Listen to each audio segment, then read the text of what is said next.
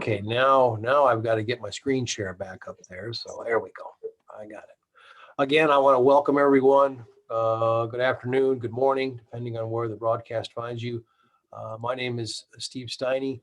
I'm one of the program managers here at the American Indian Alaska Native National, ATTC, broadcasting to you live from the University of Iowa campus here in Iowa City, Iowa. We have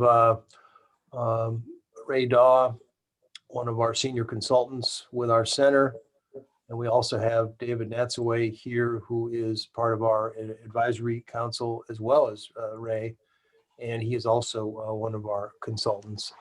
And we have our guest speaker, Mr. Dusty Pack. And I also have Ella Driscoll on the line. She'll be helping us today monitor the chat and helping with any other technical difficulties as they arise.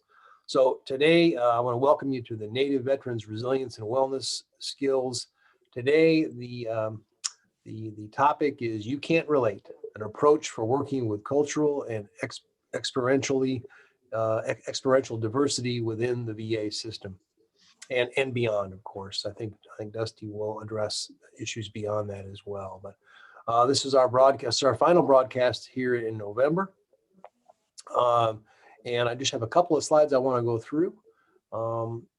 We began this project, Ray and Sean Baer, our co-director, as well as David Natseway. We began this project as a means for assisting those and working with Native veterans to better understand the unique challenges that they face while working through issues related to trauma and PTSD.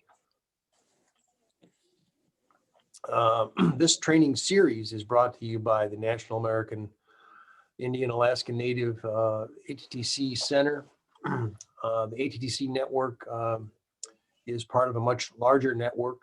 It includes 10 regional centers, a network coordinating office, and the National Hispanic and Latino ATTC. This project is supported by and funded by SAMHSA, which is the Substance Abuse and Mental Health Services Administration. The content is developed by the presenters, and the opinions expressed today do not necessarily reflect the views or policies of SAMHSA, Health and Human Services, or the American Indian Alaska Native ATTC or MHTTC. I know that before we get started, I know and we're aware as a center, we want to acknowledge the current political climate right now. We know that it is stressful for many, and we want and that we have those on the call today who may have differing opinions, and we want to just remind everybody, as always, that we want to be respectful of one another. So, just wanted to put that out there as we move through the broadcast today. Immediately following today's webinar, you will be given a email and a chance to fill out one of our surveys. I know Ella will also post a link to this survey in the chat box towards the end of the broadcast today. Please just take a few minutes to complete this. It helps us determine how satisfied you are with the event, and this feedback is critical to our future work, funding, and continued broadcasts such as this. We do value your opinion and would greatly appreciate your time in completing this short survey. As most of you know, we are using a Zoom platform, and you are and will be muted for the duration of the webinar. However, you can use the chat feature, the raised hand feature, or simply unmute and make a comment, or if you have a question or thought, please feel free to unmute. We were hoping that Dusty will be able to set aside some time at the end to take a few questions and have a dialogue with all of you. So just wanted to put all of that information out there. We are recording this event so that if you have a colleague or a friend who was not able to view this today, we should have this available in our archive, our YouTube archive, within a couple of days. With that, I want to introduce today's guest speaker. We have with us Mr. Dusty Pack. He is a licensed professional counselor and a health systems redesign specialist from Sheridan, Wyoming. He has undergraduate degrees in criminal justice, business administration, and human resource management, and a master's degree in clinical mental health counseling. Dusty is also a Lean Six Sigma black belt. That just sounds intimidating, Dusty. He's a certified master transformation coach, a certified improvement advisor, and an ACCT, which is certified therapeutic ropes course facilitator. Dusty currently works for the Department of Veterans Affairs, where he has gained extensive experience applying a variety of clinical, mental health counseling, therapeutic modalities throughout inpatient, residential, and outpatient settings with diverse veteran populations. He also works with those experiencing complex co-occurring mental health issues and substance use disorder issues. He also serves as the subject matter expert for organizational process improvement and systems design, education projects, consultation, and cultural development. We are really happy to have him here. And I think before I turn the floor over to him to begin today's discussion, I want to give the floor to Mr. David Natseway to start us off with an opening blessing. So close other programs, kick back, clear your mind, relax for a little bit, and join us for today's discussion. Thank you. And Dave, I'll turn it over to you. Okay. Good morning, good afternoon, everybody. I'm Dave Natseway from the Pueblo of Laguna. I'm here located in Albuquerque, New Mexico. So the prayer that I'm going to offer today is, it comes from the Native American MI manual. It's something that Ray had a part of, and it's kind of helps guide the clinician in working with the clients. So I first open up by, just by greeting everybody, and then asking the Creator and the entities, the spiritual entities, to be with us today. So.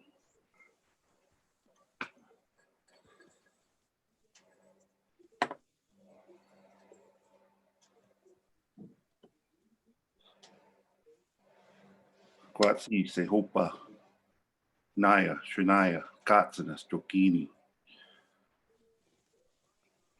Guide me to be a patient companion, to listen with a heart as open as the sky.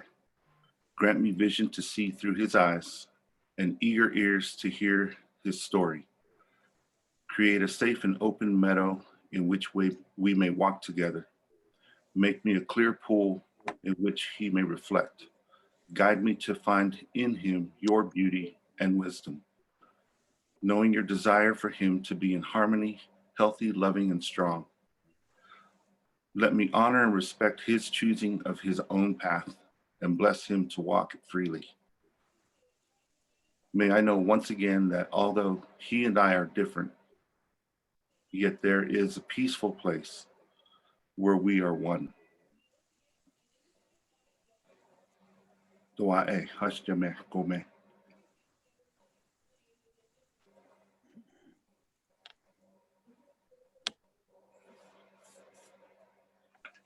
Thank you, Steve.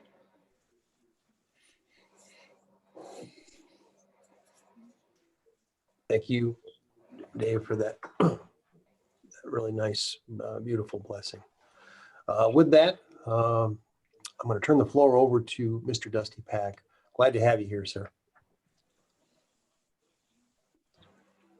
All right. Well, thank you all very much. It's a pleasure to be presenting with you guys today. Okay, so I've got a few different things. So I do walk through my PowerPoint. I'll go through the presentation and move through. By all means, feel free to interrupt me at any points. I'm happy to stop and chat if somebody's got a question or anything else. I believe Ella's monitoring the chat for me. So if she needs to interrupt me for anything, by all means, do not hesitate. I'm happy to kind of speak off of it from there. I use it more as talking points anyway, for the most part.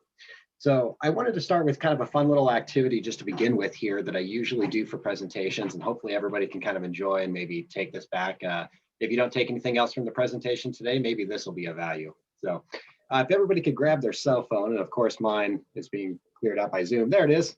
There's your cell phone. And if you could hold that thing in your left hand, that'd be great. We're going to do a little exercise to get warmed up this morning. All right, it's a cell phone exercise. So we're going to get our hands up in the air, and we're going to twist to the left. All right, and then we're going to twist to the right. Good. And then we're going to take a, yeah, there you go, lefty righty. You got it. Your government left. All right, then you're going to take your hands way over to the left side and way over to the right side. And then keep that left hand there. You're going to take your right hand, reach up and turn your cell phone off. Good job, everybody. So that is the cell phone exercise. Hope you enjoyed that. Take that back. Let me get some screen sharing going on here. Okay, so as Steve mentioned, my name is Dusty Pack. I'm a licensed professional counselor within the VA healthcare system. I'm also a Lean Six Sigma practitioner and a systems redesign coordinator. So basically, I take processes that are already working and try to fix them, if that makes sense. So that's my primary role most of the time. But I also do a fair amount of therapeutic work with veterans throughout our facility, from those inpatient psychiatric units, as was mentioned, working with individuals in significant crisis. On the residential unit, which is where I primarily worked in a 120-bed residential unit that served PTSD, substance abuse, co-occurring disorders, and severe mental illness. So those major affective disorders like schizophrenia and schizoaffective disorder, things like that.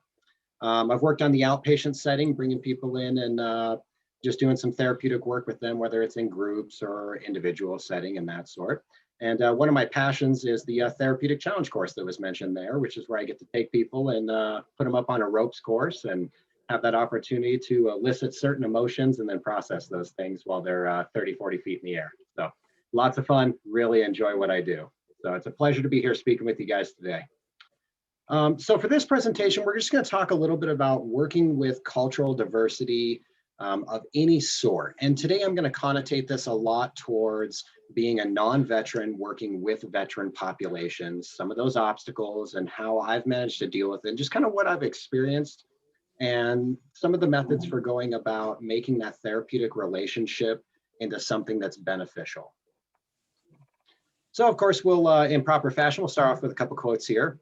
And let me move my video tab here. Okay. So if I can provide a certain type of relationship, the other person will discover within himself or herself the capacity to use that relationship for growth and change, and personal development will occur. This is a quote from Carl Rogers, who developed person-centered therapy, if you're not familiar with that. So this statement really resonates with me, especially in this particular context. This one's short and sweet. Gotta love Maya Angelou. We are more alike, my friends, than we are different. And this really embodies the direction that this presentation is going to go today, focusing on the ways that we're alike as opposed to the differences as a form of connectivity to clients, veterans, and other diverse populations. Okay. So, how many of you guys, just by, if you can use the raise your hand feature, if you want to throw in chat, have had that moment where you step into the counseling room in a group room in front of a bunch of people, or, you know, individual, and they look at you dead in the face and say, you don't know what I'm going through. You've never been there. You can't relate. Yeah. As an intern, day 1, 2, I got hit with that one right away. That was a sobering experience, to tell you. And I didn't really know how to go through with that. And finally, I found myself just coming to the position of, no, you're right. I can't relate. And that's unfortunate. So I thought a lot about this, and part of my thought process on this and collaboration with other professionals is what's going to be examined here today. So we're going to work through a little bit of this and just start with words, because of course in modern society today, words matter a lot. So to start with, we have the concept of differences. So define different. What do you guys think of when you think of something, or someone says it's different, or you're different, or it's different from that? What kind of thoughts or words come to your head? Go and throw them in chat a little bit there. And if I could find my chat control, I would totally bring it up. There we go. Okay.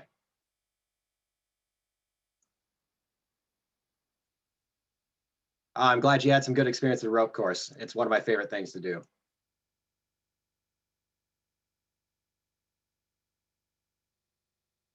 Okay, so yeah, not like me, complex, don't fit in. Yeah, yeah, these are the kind of ideas. Apart from, yeah, yeah.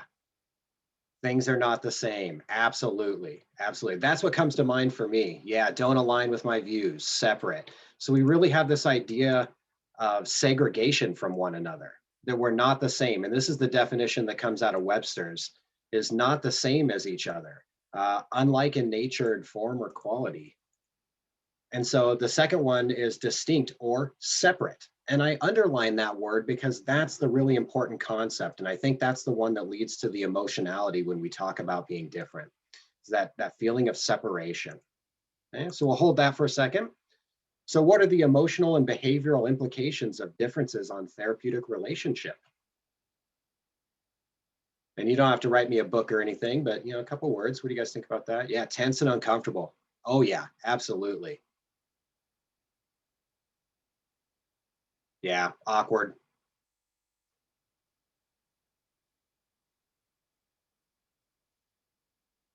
And I would definitely agree with those. And anger, hey, perfect. You came right into the next one. Can anybody identify some of the emotions or the core beliefs associated with the responses you communicated? You know, so some of those core beliefs associated with it being awkward or disconnected or uncomfortable and tense. So you don't have to put those ones in the chat, but kind of think about some of those beliefs that come in there. Yeah, uncharted waters. Yeah, most definitely. Okay. So we're going to do that again with commonality. So the word commonality and what that kind of sparks for you when you think commonality. So if we define it, it's a state of sharing features or attributes. And I love the word sharing in there. I think that's the salient term in that particular definition is sharing. So again, what are the implications of commonality on the relationship?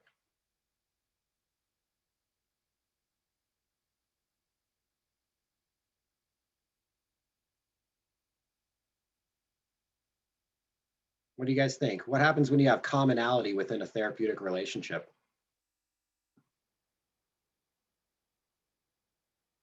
Rapport, yeah. Feeling as though you can relate. Trust, yeah. Those are big ones, real big ones. Shared experience, yep. Belonging, absolutely. And then again, just for the thought, yeah, mutuality and safety and trust, yeah. Um, just identify those core beliefs associated with some of those responses that came out of there. So commonality leads to belonging. Why? What's the belief underlying that? What are we thinking there? Okay, and these are really important things to kind of think about and potentially discuss with clients as we move through. So how about relatability? Same kind of thing here. We'll define relatability. So the ability to be connected or linked. And I kind of like that definition. And then the other one it pulled is easy to form social or emotional connection. And I thought that was really, really important, emotional connection, because that's one of the things we're going to look at really heavily here today is that emotional connection. And so again, some of the therapeutic implications of having relatability within that relationship. What do you guys think about those? Shared experience. Yeah, we're going to talk about that.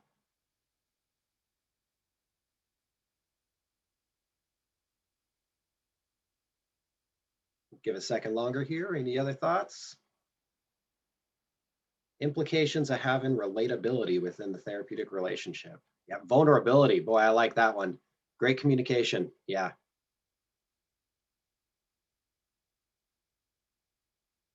Yeah, people haven't gone through similar experiences. Again, I'm going to touch on that almost directly here in the next couple of slides.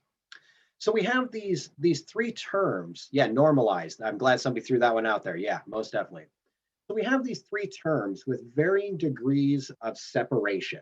So we start with different. We see that we're very vastly separated, and we have these negatively connotated emotions associated with that. So when we feel like we're different, we have a negative connotation to that. Then we have that connectiveness. And that had that positive connotation that we'd be looking for in people and in our therapeutic relationship with clients and that sort. And then we have the relatability, which is kind of that bridge in the center. It's connectivity. It's having that connection, either social or experiential or emotional. And so we have that in the center there, kind of working with it. And so, of course, today's topic being able to relate to others, what we're really talking about is having connection in that sense. Okay. Yeah, I would imagine as a peer support. Yeah, most definitely. Yeah, and you guys serve a unique role that I'll actually touch on a little bit too.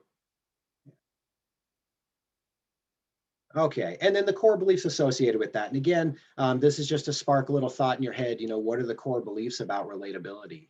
Why is that important? What's underlying that? What is the underpinning that leads that to be important to you or the client or somebody else? Okay. So continuing down this path, we're going to talk a little bit about some of the common thinking errors that I've ran into in addressing these things, specifically with veteran populations, but in any diverse encounter that I come into in the therapeutic environment, whether it's just disparity between age, gender differences, cultural differences, religious differences, any number of things. They create this opportunity in there, and there's an opportunity for some thinking areas or errors. And these are some of the things I've ran into. I structured this a little bit in the form of what's called a root cause analysis. And so, do any of you guys have kids out there? So if you do, there's this tool in systems redesign. It's called a root cause analysis. And the idea of this is that by asking why a series of times, usually 5 or more, we can come to the root cause of a problem. And it comes from a Freudian concept called symptom substitution, where if you don't address the underlying problem to something, then the symptoms manifest in different ways. So if your car keeps dying over and over and you replace the battery, but it keeps happening, then you just address the symptom. But if you actually have to do proper maintenance on your car and get that alternator fixed, then maybe you've made it to the root cause. So if you have kids out there, I'm sure you go through this root cause analysis with whys all the time. So don't worry, that's just your kids doing a root cause analysis on your parenting style. It's fine. They're getting to the bottom of it. Okay, so we talk a little bit about some of the thinking errors that come into play when we talk about being able to relate to one another. And so what are the beliefs about relating and why is that important? And so they come out a lot of times. We get the idea that you have to be able to relate. Okay? And so again, we ask why. Why do we have to be able to relate?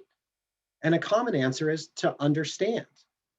And so again, I would ask why. Why do we have to understand? What is the significance of that? And a common response is that if you don't understand, you can't help. And that presents the opportunity for a thinking error. Does anybody want to dispute that statement real quick? If you don't understand, you can't help. Can anybody dispute that?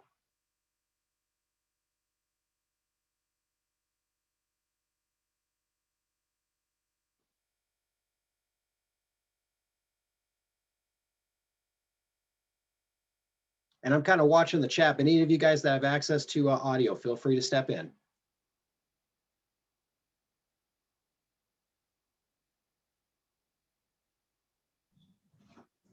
Yeah, come on up here. We've got someone here that wants to dispute it. Come on up. Yeah, by all means. Come on up. Get kind of loud for me if you could. I got a whole room full of people here, so he's going to come up that way you can hear him. All right, come on up. You're the next contestant on this show here. All right. Hi there.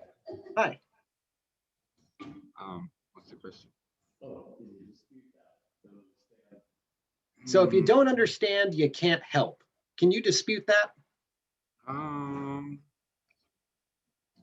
Maybe like if like what about with prayer?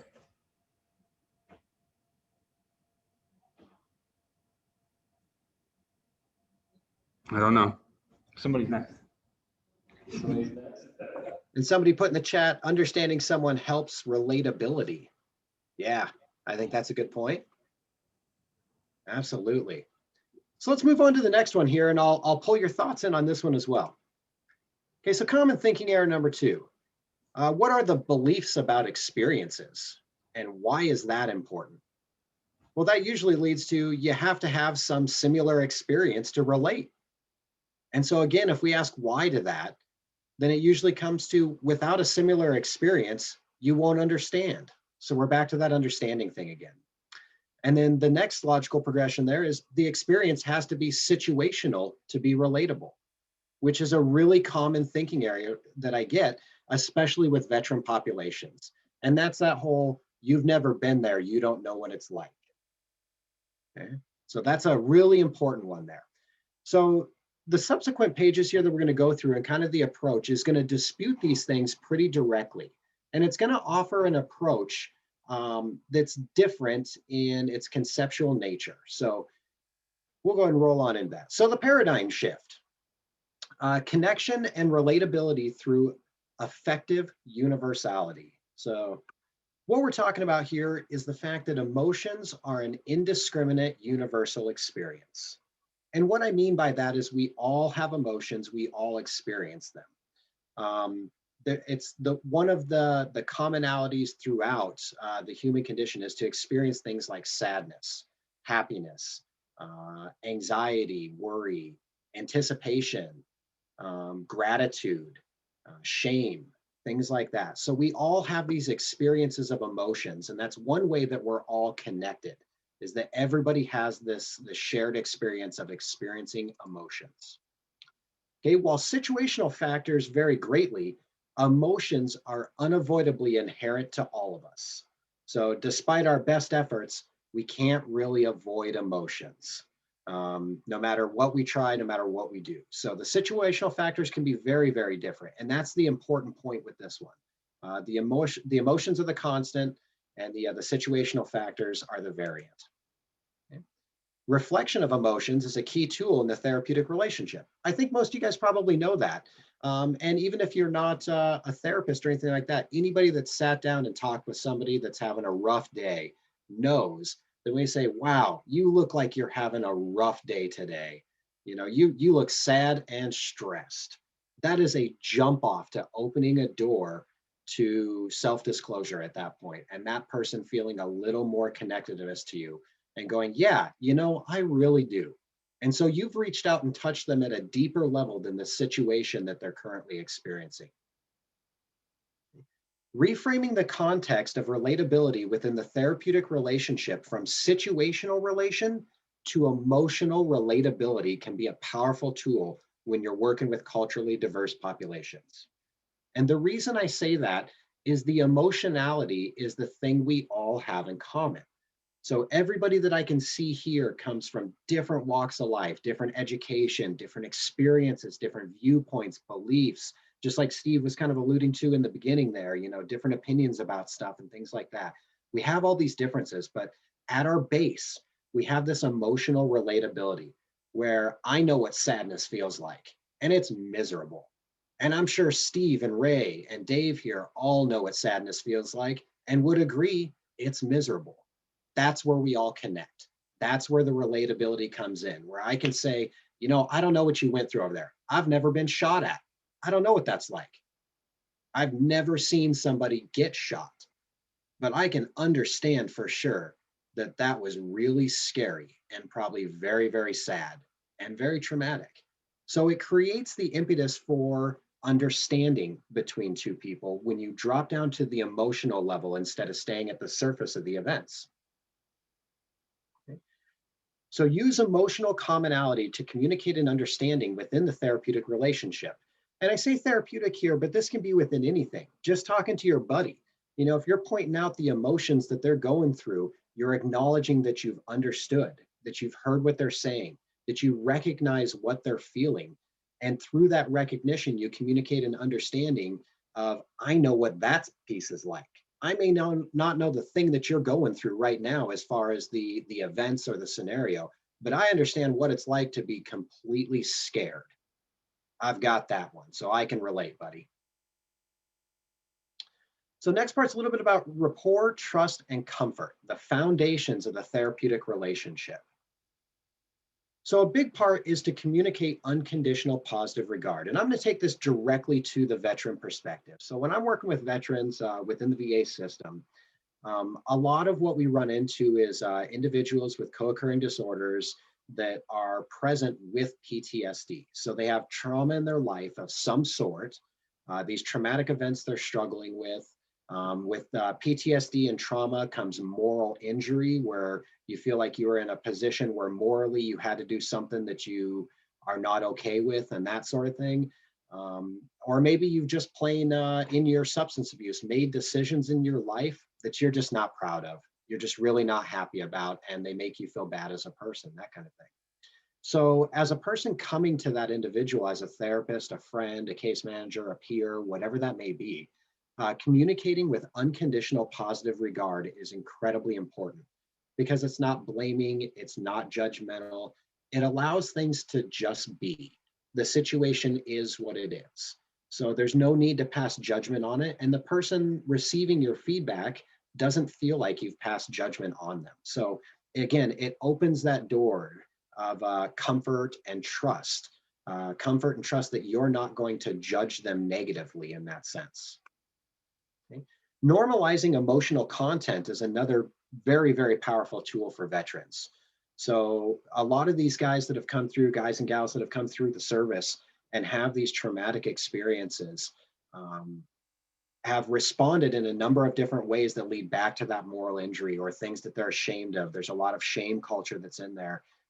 They really don't like who they are, what they've done, things like that when they're, in the depths of crisis. So normalizing the emotional content is really, really important, so that they understand that an average person experiencing these not so average events would likely feel the same way.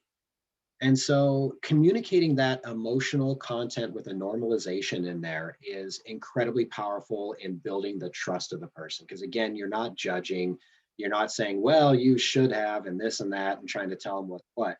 You're just letting it be. You're allowing it to free flow and come out, whatever it is they're saying, the content that they're giving you, and just coming at them from an approach of understanding. Yeah, I can completely understand why that went out like that and why you felt that way. That makes total sense to me.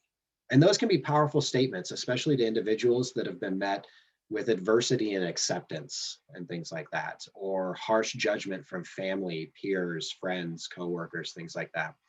So unconditional positive regard and normalizing are two very, very powerful techniques to utilize, especially when you're working with veteran population. And again, these two techniques pull the focus off of, I know exactly because I've been there, to I can really understand based on what you're telling me. So it's a paradigm shift. It changes the nature of the communication and the way that it's coming out and the focus of the content of your session or just your conversation. Okay. Communicate understanding and relatability through the reflection of emotional content. So I touched on this a little bit.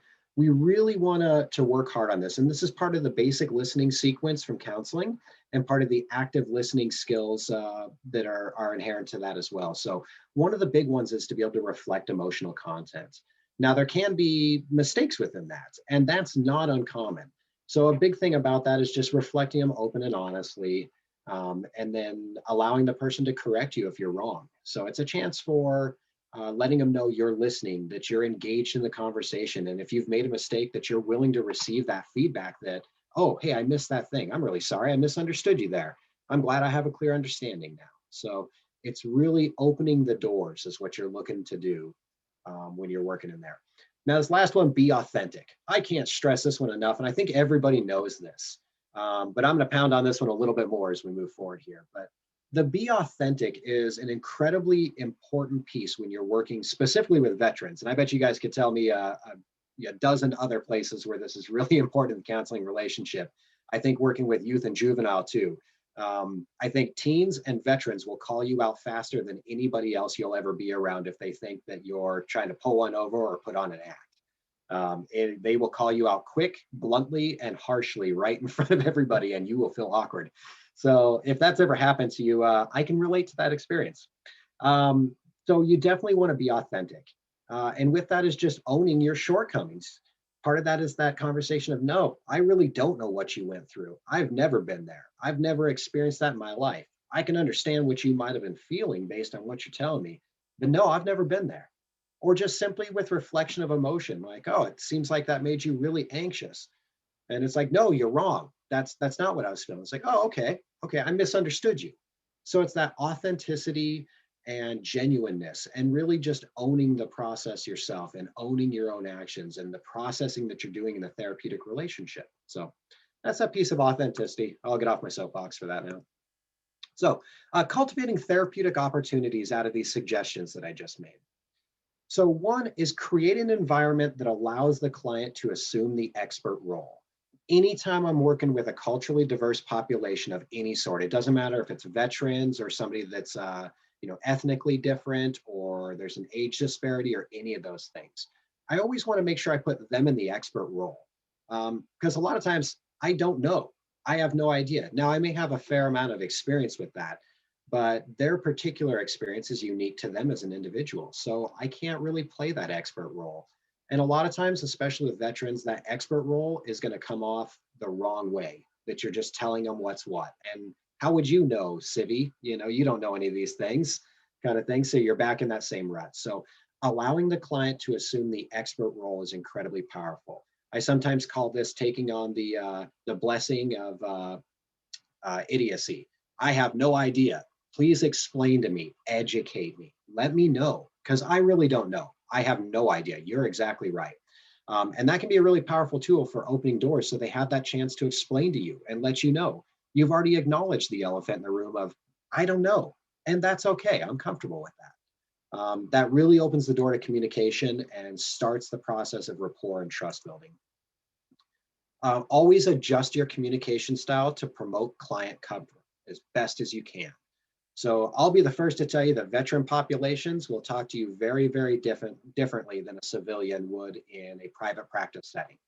I have heard things in rooms individually or in groups and conversation that is as colorful as it comes. So to be relatively PC here. And you have to be prepared for that, not try to enforce some sort of environment that you think is appropriate or anything. So again, it's that culture of inclusion and allowing them to express themselves as they feel most comfortable. The counseling relationship is not about the therapist, it's about the client. I throw a note in there, and this is a direct quote, and I can't remember who this is from. It's not a Carl Rogers. The name eludes me at the moment, but overemphasis on professionalism is aimed at protecting the therapist from over-involvement with clients, which often results in under-involvement with them. So this is a defensive mechanism when we go into over-professionalism. So I really urge people to watch how they approach the client relationship and approach the client where they're at that current time. If they're a colorful client that talks like the worst of the sailors on port, for leave and all that, great, let them. Dave throwing his hands up, I see it. So, however they talk, that's fine. Now, it doesn't mean that you have to talk the exact same way, but making that space available. If you start putting up barriers to language in the beginning, especially with a culturally diverse client, then you're going to continue to have barriers through the entire relationship. So this is a way of tearing down those barriers in the very, very beginning, the early stages of rapport development, and just making them feel comfortable, safe, and confident that they can express themselves in any way that they want to, and that's okay. Provide supportive therapeutic tools when appropriate, but avoid an active directive approach during the early stages of the therapeutic relationship. And this one I am perfectly open to individuals disputing me on. This is a therapeutic orientation of mine. Others may go about it in a different way, and that can be totally successful. I completely acknowledge that. So whatever your approach is fine. The point I want to make here is that in the early stages, if it's heavily structured, it's going to have that impression to veterans that it's just another government process, another government thing. Here comes some more hoops I got to jump through. I got to do this thing, and you're going to tell me what's what, doc. And I've got that a lot of times. And that's realistic. If I stepped into that, I would probably feel the same way. Again, there's that normalizing. I'd be like, who is this guy? What does he think he's talking about? This is ridiculous. He doesn't know. So it's really important in the beginning, I think, just to leave the door open once again. Let them be able to navigate through, develop their comfort. And if you do this, you'll empower the client to direct the client-therapist relationship so that they're actively taking a role in their own treatment or therapy or whatever it is they're doing, their recovery and that sort. So we definitely want to empower people, and this is a method for doing that. Okay. And then lastly, encourage the client to set goals in order to promote feelings of self-efficacy. And again, this is just my personal therapeutic approach. It's a person-centered approach, very much so. Other people have different approaches, so there's my little disclaimer to it. But allow the client to have the autonomy within the relationship to direct it, to be comfortable, and then to do their own goal setting. Now, that's not to say you can't interject and teach them a very valuable processing tool, or point out a great salient point that could be debriefed or walked through for deeper understanding of self, or suggest a goal. Have you considered, what else might you do, that kind of thing. So really having that open door policy to goal setting, the therapeutic approach, communication style, what you will and won't do, those kinds of things, really promotes the comfort within the relationship that leads to trust and rapport building in diverse populations. So I wanted to keep this, I see I'm getting to the top of the hour, so I'm hoping I kept that short enough there and really straightforward. A couple things I always ask for in my presentations before I open up for Q&A there. I'd just like to know if there was anything of value in this presentation for you, or if I just spoke for 30, 40 minutes and gave you a good nap period, that sort of thing. What brought you to this presentation today? I mean, sometimes we come because there's something we really want to know. Sometimes we're voluntold. There's that. Any insights that came up while I was rambling on here that you might want to share with the group that would be more beneficial than the things I said? And then any way this presentation could be improved to help future individuals when I present this again to somebody else. So anything you guys have, or any questions you have for me, anything veteran specific. I know I kept it kind of high level broad, but anything you guys would like to ask, I'm more than happy to take a shot at it and respond to whatever you have. So the floor is your guys. Go ahead. Dusty, this is Hamatakapi, Dan Foster. Just one paradigm shift for you, and not an improvement, just simply a bit of a different paradigm. In Lakota, we talk about I hear you trying to talk, but it's Dahuakaskas. breaking up pretty bad there. Maybe jiggle the handle. Well, maybe I don't have good enough connection. Can you hear me or no? Yeah. Yeah, I Sorry, appreciate Dusty. that, Deborah. Oh, we can hear you, Doc. Okay. In Lakota, we talk about energy, and what we share isn't necessarily experience. And I see from Jim, own your mistakes. Absolutely. In the moment, I We will don't- express for people. Own those as they come up right then and there. It's going to show that humanistic quality in the moment. You make a mistake in front of a group of people, absolutely own it. Point it right out to them. They will appreciate you more for being genuine and authentic and transparent. Absolutely.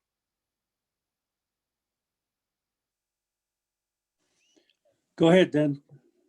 Yeah. thing? So peer support, Scott there. So Scott's a peer support, he says here in chat, and he is absolutely right. So peer support specialists take a little bit different approach. And they are incredibly valuable in VA. I haven't had a lot of interactions with them outside of VA, but in VA, peer supports are fantastic. I cannot talk highly enough about them. They have the actual experience that's relatable, and then they can do all the other things that I just suggested on top of it. Peer supports are fantastic. Yes, yes. And by all means, bring that experience in. That's why you're there as a peer support. Bring that in. That's not something I can do. Dusty, I think Dan Foster was making a couple of points, and let's go ahead, Dan. Go ahead and finish what you're saying about Lakota. Can you hear me, Dusty? I can hear you, Dan. Okay, well, what I was going to say is what we share is simply life. We share this space on the earth. One of the ways that we always learned was from the world around us, and we still do. And so most of our 7 sacred ceremonies, the Hamblechiapi, when we go to the hill, we just sit for days, fast and pray for days. And in that time, we often have experiences. Sometimes we don't. I've certainly fasted and prayed many days without much besides hunger and boredom. But I bring it up because we share life itself with people. Well, sorry you can't hear me. And great presentation, but I have quit being baffled by what I don't understand, because we all share this life, and in sharing this life, we share energy, and we bring energy to every encounter, and we're affected by the energy of every place and every encounter, and that we all have in common. If I'm numb, I'm numb. If I'm feeling something, I'm feeling something. If I'm flooded, I'm flooded. If I'm avoidant, I'm avoidant. Among Indians, often we won't pay attention as much to what's in the head as we will with what's in the heart. And if when I leave you, I feel better, you have good medicine for me. When I leave you, I don't feel better, you suck. Not in life, but you suck for me. And I might not ever see you again, because I'll go where I feel better when I leave you. So that energy exchange, that's what we have in common with all of existence, is energy itself. Daku Wakaskaskan. Sorry you can't hear me, and bless you all. Good to see everyone.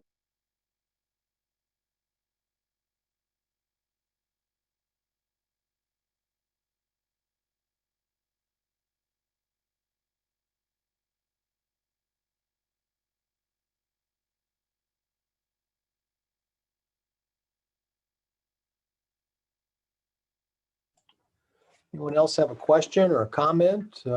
Feel free to unmute yourself.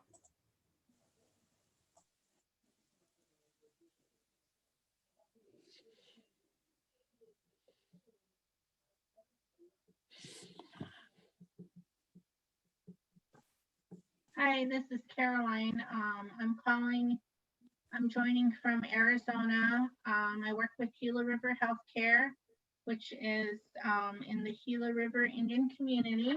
And I just wanted to thank our presenter, Dusty. That was awesome. The one thing I really enjoyed was just the emotional part. So I kind of had that in my mind, like, well, some of the people I offer peer support to, I'm not able to always relate to some of them, especially with the veteran population, because I have never served in any of the armed forces. But the one thing I took away that I can certainly use is that emotional connectedness that I can offer to the individual, because as stated, we all have human emotions, and we've all felt anger before, or sadness, or shame, or happiness. So thank you for that piece, because that's really going to help me moving forward in knowing that I can continue to do the work I'm doing. And it actually empowered me hearing you share that today. So thank you.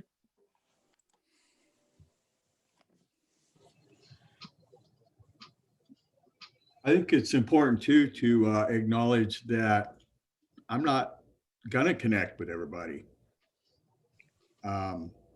And that's just, realistic. And so one thing I've learned is not to force connection, and just kind of let it flow the way it's supposed to flow. And maybe if I can't connect with them, maybe it'll be one of my coworkers, or maybe I can refer them out to somebody that would better serve them, and I got to get my own sense of self-importance out of the picture, because I'm the guy, I'm good at what I do, but that doesn't mean I can connect it with everybody. And when I first started doing this, I was crushed when I couldn't connect with somebody or couldn't help them, and I made it all about me.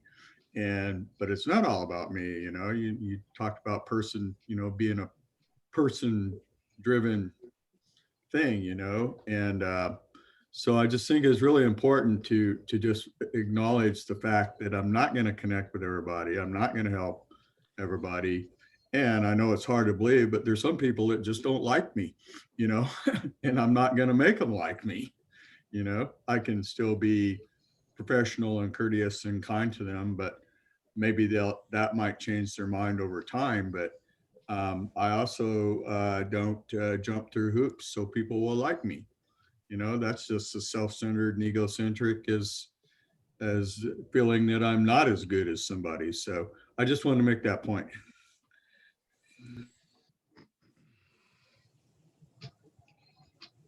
So Dusty, appreciate your presentation today. Really spot on. And I'm not a veteran, like was mentioned of our military service. However, I was a firefighter paramedic for 18 years. So I have a lot of, experience with trauma and what the human being can do to another human being. And I've been shot at a few times from my drinking and using days. So I'm a little relatable that way.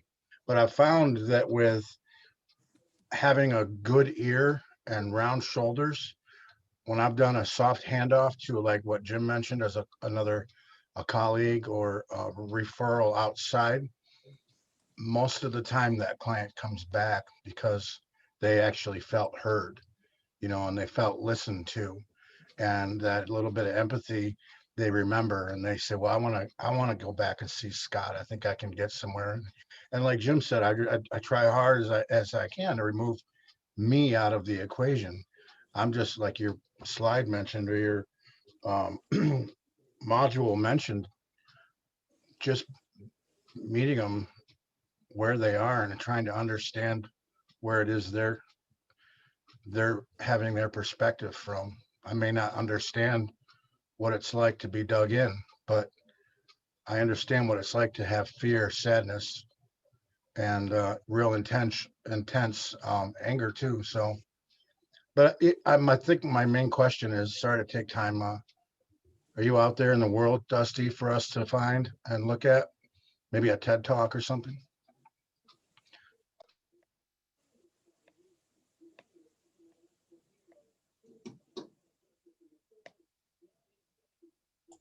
I think, Dusty, what Scott's asking for is maybe a way to contact you, or if there's another way to reach you outside of this presentation. We might have him back for a second follow-up guest speaker presentation. So we may not be able to get rid of him that easy. I don't know. And hey, guys, I do apologize. My audio completely dropped there for a bit, so I missed some of those great comments. I'd be more than happy to provide you with some contact details, Scott. I do have everybody on the phone now, so I can actually hear. But my apologies for missing some of those great comments that came out in that. And it's been my pleasure to present for you guys. Hey, Steve, can I jump in for just a second here?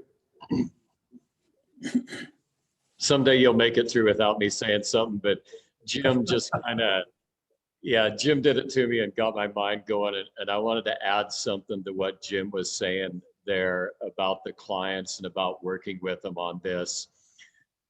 We're not God. We can't save all these clients. They're gonna fail, some of them. And some of them are gonna fail dramatically and even wind up dead. And that's not our fault. And it's not because we did anything wrong therapeutically or we failed to connect or anything else. We can only be so much to so many people for so long.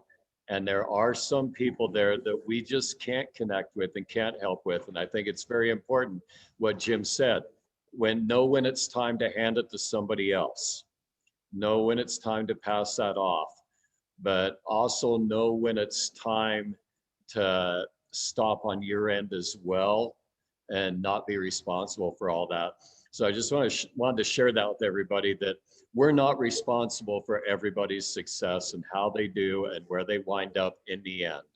We can only guide, we can only show so much, we can share a certain amount of love, empathy, compassion, and understanding. And at some point, the responsibility does lie elsewhere. So especially for the new people into the field that are just getting started and everything, there's going to be failures. There really are. Learn from those failures, their opportunities, and don't take it personal. So thanks for reminding me of that, Jim. I'm blaming that one on you.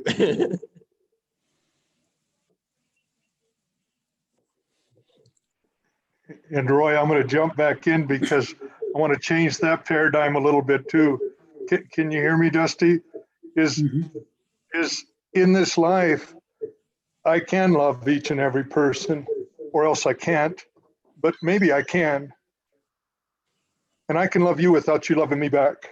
And I can come to you at this moment with that attitude of love and that commitment to love, that commitment to reduce barriers. Now, sometimes love means saying no. Sometimes it means saying yes. Sometimes it means being quiet. Sometimes it means speaking when I'd prefer to be quiet. Where I'm going with that is I don't feel a failure or a success based on your outcome. I feel a failure or success based on my effort and based on the reception that I offer you. And my desire is to love you during this time that we share this space. Not everybody can receive love, and certainly not everybody can reciprocate it. I sure agree with that. And so I have a little different view there.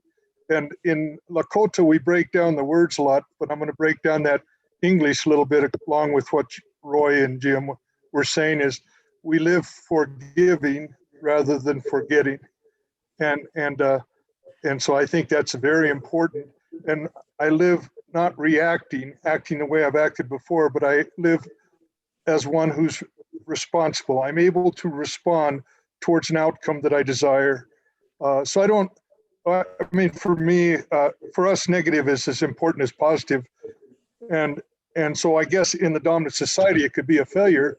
But if you're the family alcoholic and you never overcome alcohol, and I tell my kids, you pay attention to Uncle Jake. Uncle Jake is one of the smartest and strongest among us. Look what alcohol did to him.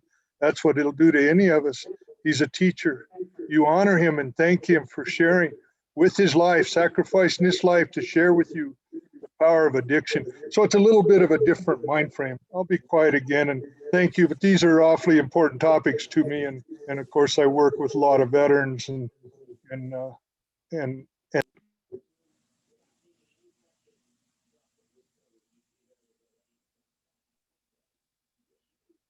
Thank you for that, Dr. Foster. And I completely agree with your statements about, putting in the work on your side. And at the end of the day, that's what you have is the work on your side. You can't be tied to the outcomes of others, especially in the field of mental health.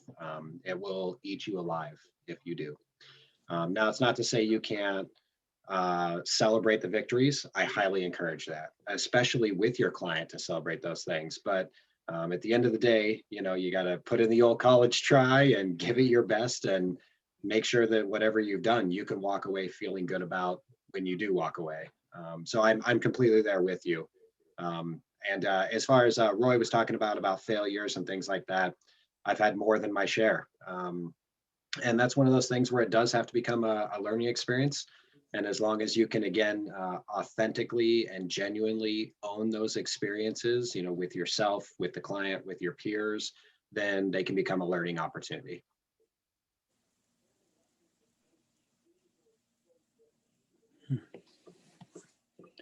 Well, I want to thank everyone for joining today. We are at the top of the hour. Dusty, thank you very much. Perhaps we can have you back again and continue this conversation or take it in a little different direction. But really appreciate everyone being on today, and great hearing from so many and seeing so many familiar faces and some new names and faces too. Ray, any additional thoughts? Our next broadcast, let's see, today is the 20th, so that puts us, I believe, into December. December 4th, I'm getting the 4-finger symbol from Ray. So yeah, December 4th, we'll continue this dialogue. We'll either have Dusty back or we'll have him back at another time, depending on his schedule and availability. So it's just really great to see everybody. I think Ray, do you want to close this out? And we'll see you again in 2 weeks. Until then, everybody stay safe, stay healthy, and stay connected, and have a good holiday. Thank you, Steve. And Dusty, great presentation that really resonates with us. And as Steve said, we'll see you in a couple of weeks, and you and Dave can communicate about the next where to go from this. But I'll offer a blessing on now. Kudojona stasha mashatra yadal the internet on the lini kwa kiltana tlo kujna holji get nan lini kwa kicha hatsido butsa nan tinda dilia ebe da nit edole nasko digen alo tihan nan lini di kwa dan lide bakata astido be atahozi ado edol be da nit edole kitsikis bidon chido be da nit edole di internet on the lini kwa kude pa ekudo hojo nane kudo lenjon na shado ke astro lini kwa hojnasli. As for blessings to Dusty and all of you here with us today as we spend time together again, and for his teachings and his words to be in our hearts and our minds as we move ahead and live our lives and do our work, that we take the learning that we've been given and teachings that we've been offered to enhance and improve our work for our people, our relatives, and for all of you to have a blessed time, and particularly these challenging times. Everyone take care of yourselves, and love you all a lot. Thank you.